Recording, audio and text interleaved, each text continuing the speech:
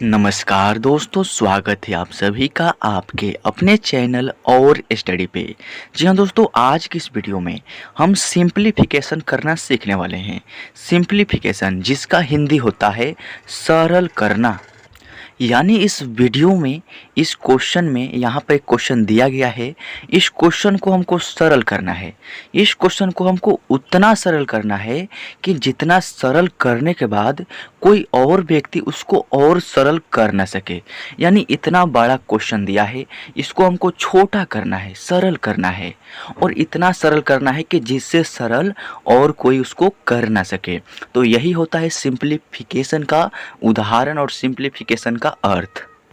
तो चलिए इस क्वेश्चन को हम देखते हैं और छोटा करने का प्रयास करते हैं। तो ये जो क्वेश्चन है हमारा क्या है, 3/2 माइनस 2 गुने 1 भागे 4 प्लस 3 और कोष्ट में 3 माइनस 1 और फिर कोष्ट को बंद कर दिया गया है। यानी एक ही क्वेश्चन है और इसमें हम देख रहे हैं कि यहाँ पर घटाव है, गुना है, भाग है, जोड़ है, ये कोष्ट है और फिर क्या है, घटाव है। तो दोस्तों इस क्वेश्चन को हम शुरुआत कैसे करें, यानी इसको कैसे हम सबसे पहले इसमें क्या करें, सबसे पहले हम जोड़ दें या सबसे पहले भाग कर दें या सबसे पहले गुणा कर दें या सबसे पहले इसको हम घटा दें। तो यहीं पर कन्फ्यूजन ओपन होती है और बहुत लोग यहीं पर यहाँ से उनका सोच शुरू होता है और यहीं पर ख़त्म हो जाता है। तो दोस्तों इस वीडियो में जब भी एक ही क्वेश्चन में 2 या 2 से अधिक चिन्ह दिया रहता है ना, तो उस कंडीशन में हम यूज करते हैं बोडमास रूल। मेरे कहने का मतलब क्या है कि 2 या 2 से अधिक चिन्ह, तो अधिक चिन्ह कहाँ पर है, 2 या 2 से, तो यहाँ पर माइनस का यहाँ पर एक चिन्ह है, गुना का यहाँ पर एक चिन्ह, तो यही तो 2 चिन्ह हो गया। भाग का भी चिन्ह है, फिर जोड़ का भी चिन्ह है और फिर तो घटाव का है और ये जो है ये भी एक चिन्ह है, क्या है, कोष्ट है, ये भी एक क्या है, चिन्ह है। तो ये जो है 2 या 2 से बहुत अधिक चिन्ह यहाँ पर हो गया है, तो यहाँ पर यूज होगा बोडमास रूल। तो बोडमास रूल क्या होता है, आइए हम जानते हैं।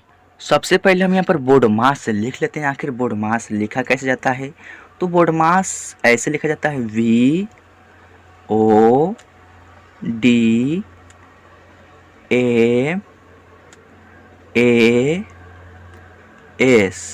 ये हो गया हमारा बोडमास।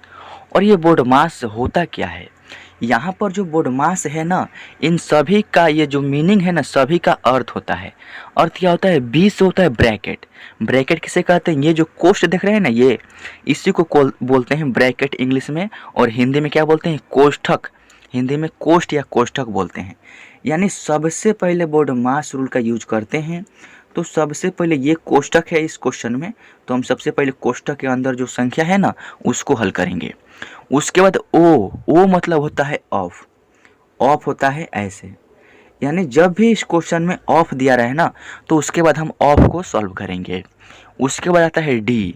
डी से होता है डिवीजन, और डिवीजन का हिंदी होता है भाग, और भाग का चिन्ह क्या होता है, तो ये है हमारा भाग का चिन्ह। यानी कोष्ठक के बाद ऑफ, ऑफ के बाद भाग को सॉल्व करेंगे। उसके बाद एम से होता है मल्टीप्लाई। मल्टीप्लाई को हिंदी में क्या कहते हैं, गुना, और गुना का चिन्ह क्या होता है, तो ये है हमारा गुना का चिन्ह। उसके बाद है ए से होता है एडिशन, जिसको हिंदी में बोलते हैं जोड़, और जोड़ का चिन्ह तो आपको पता होगा, ये है जोड़ का चिन्ह। उसके बाद क्या है एस से होता है सबट्रैक्शन, यानी घटाव, तो घटाव का चिन्ह आपको पता है, ऐसे घटाव का चिन्ह रहता है। यानी बोडमास रूल कहता है कि अगर एक ही क्वेश्चन में ब्रैकेट रहे, ऑफ रहे, भाग रहे, गुना रहे, जोड़ रहे, घटाव रहे, तो उस कंडीशन में सबसे पहले आपको कंफ्यूज नहीं होना है, सबसे पहले कोष्ट को सॉल्व करना है। उसके बाद ऑफ, यानी ऑफ का जो यहाँ पर ऑफ दिया रहे तो ऑफ को सॉल्व करेंगे। उसके बाद भाग, उसके बाद गुना, उसके बाद जोड़, और अंत में क्या करेंगे, घटाव को सॉल्व करेंगे। तो चलिए इस क्वेश्चन पर अप्लाई करते हैं और इसको सॉल्व कर लेते हैं। तो इस क्वेश्चन में हमको सबसे पहले क्या करना है, कोष्ट को सॉल्व करना है। तो जो ये संख्या है उसको हमको लिखना पड़ेगा ना, तो चलिए लिखते हैं।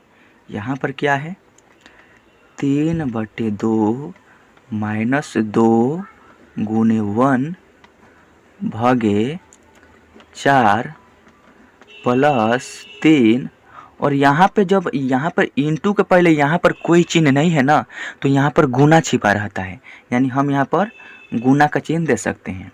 उसके बाद 3 में से 1 घटाएंगे तो यहाँ पर हमारा 2 आ जाएगा और कोष्टक का काम खत्म हो गया।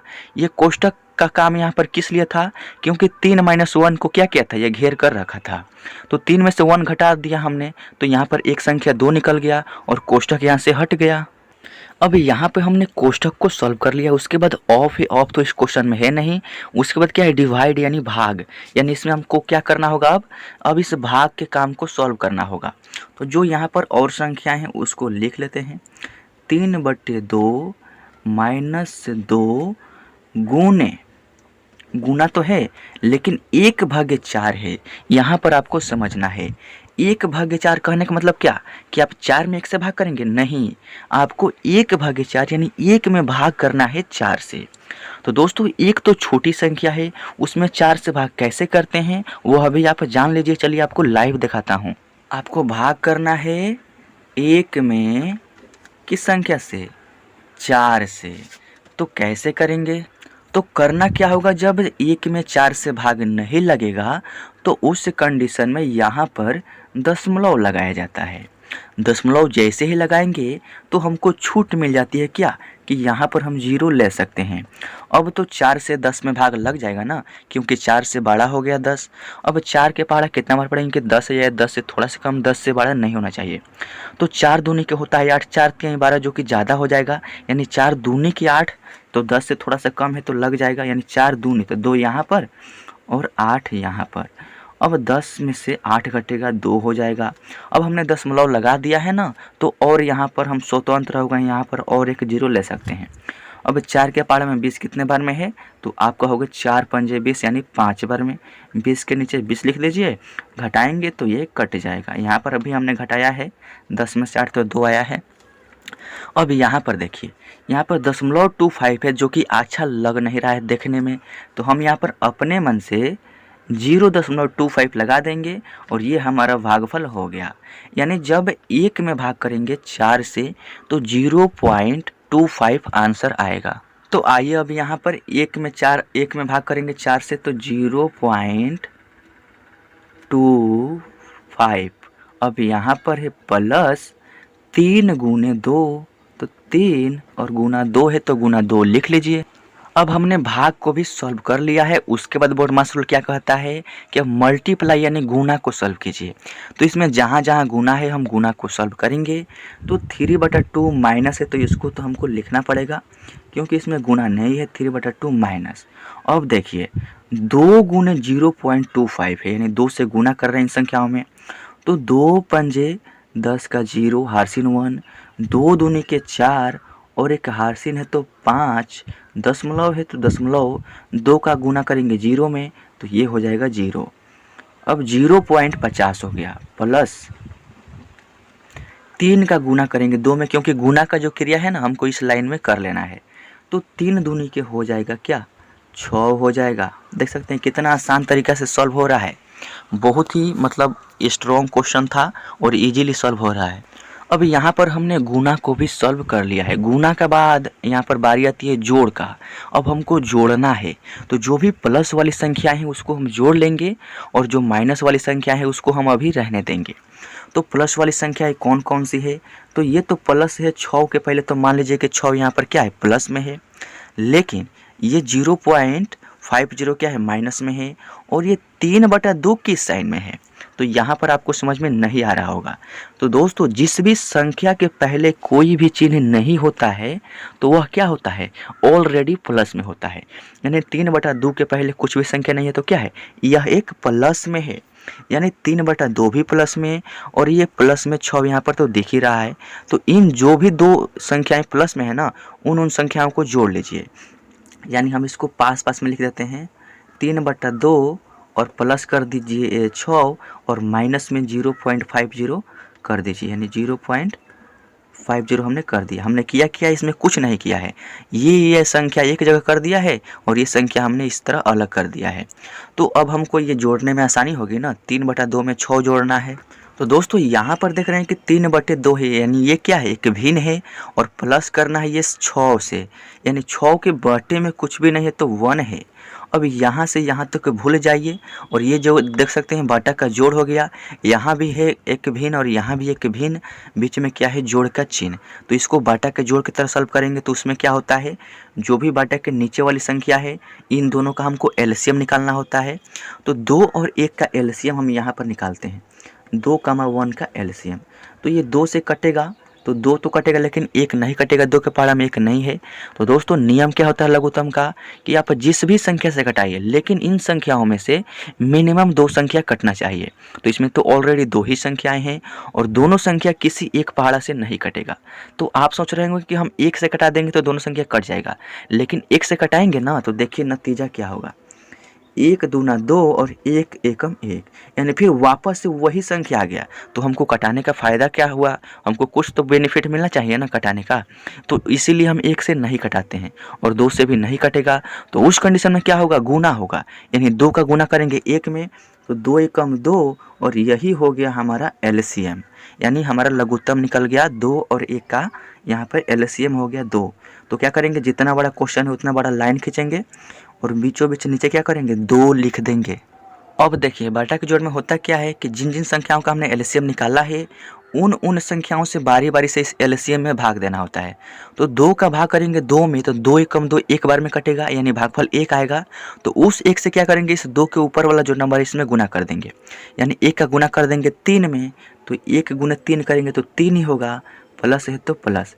फिर 1 का भाग करेंगे 2 में तो भागफल आएगा 2 और उस 2 का गुना करेंगे 6 में तो 2 छके होता है 12, माइनस क्या है 0.50, ये जो दिया है यहाँ पे।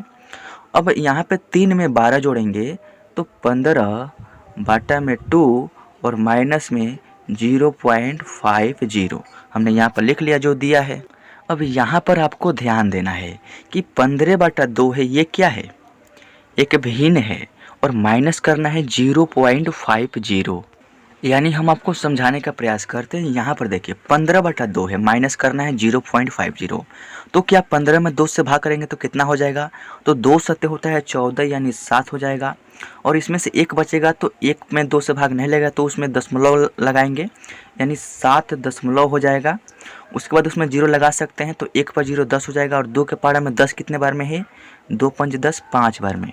माइनस क्या है 0.50, यानी 0.50 है तो उसको लिख लीजिए।